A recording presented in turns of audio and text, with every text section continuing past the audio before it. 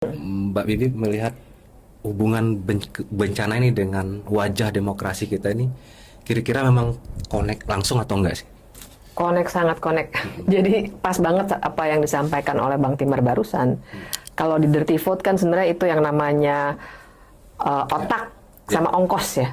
Jadi kita harus membicarakan bagaimana kekuatan-kekuatan politik itu salah satunya dibangun melalui produk-produk hukum dan kebijakan. Itu otaknya kan sebenarnya kan. Jadi desainnya tuh memang dengan sengaja melalui hukum dan kebijakan. Kita suka pakai istilah tuh weaponization of law.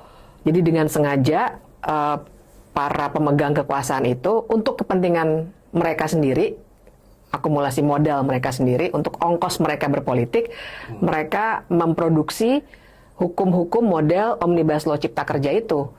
Jadi memang rusaknya itu luar biasa. Dari tahun Omnibus itu kan sebenarnya dari 2020 ya, kemudian 2022 diperbarui dengan Perpu. Tapi kan semangatnya sama. Tapi itu juga tidak sendirian. Jangan lupa ke bawahnya kita akan harus bicara soal kebijakan di soal persawitan, soal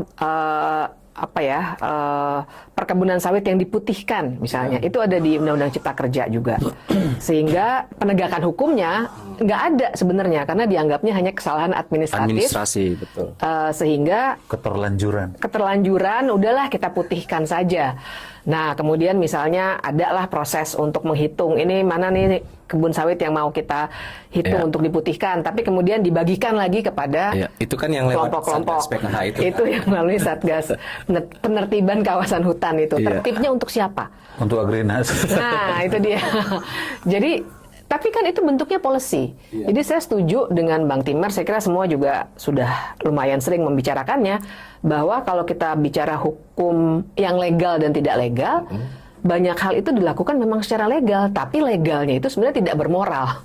Tidak bermoralnya dalam arti untuk kepentingan ongkos politiknya orang-orang itu.